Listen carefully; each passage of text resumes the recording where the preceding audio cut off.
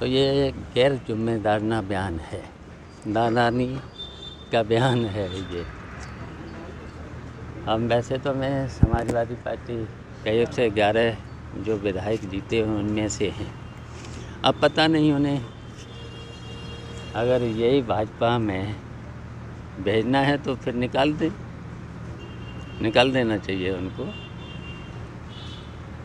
और पहले ही मैं तो कह चुका हूँ कि कोई भी बात होगी तो जब भी उचित समय होगा तो उचित समय से आप लोगों को अवगत करा देंगे।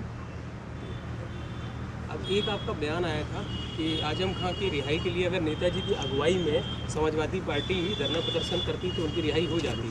क्या लग रहा था कि क्या वाकई इसमें कहीं कमी रही या फिर इस चीज़ की सूचना नेताजी तक नहीं पहुंची या इनका प्रयास नहीं था? देखिए, आजम साहब के साथ जुल्म हो रहा है, छोटे छोटे केस लगाए जा रहे हैं, बराबर लगाए जा रहे हैं।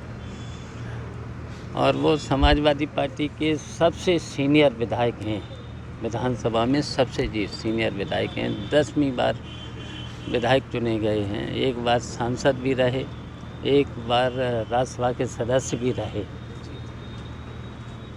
तो लोकसभा में भी जब सदस्य थे तो उनकी आवाज़ लोकसभा में भी उठानी चाहिए था, विधानसभा में भी उठानी चाहिए था।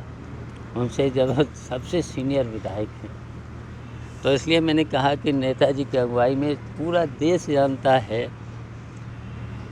कि देश के प्रधानमंत्री मोदी जी नेताजी का सम्मान करते हैं। अगर समाजवादी पार्टी के लोग धरने पे बैठ जाते लोकसभा में और नेताजी को भी बैठा लेते तो मोदी जी ज़रूर उस पर विचार करते। जो छोटे छोटे को इतने केस 72 केस और 4 महीने से तो एक छोटे केस में उसमें भी बेल हो जाना चाहिए था, रिजर्व रखा है तो उसमें भी निर्णय नहीं दे रहे हैं। तो उनके साथ तो जुल्म हो रहा है।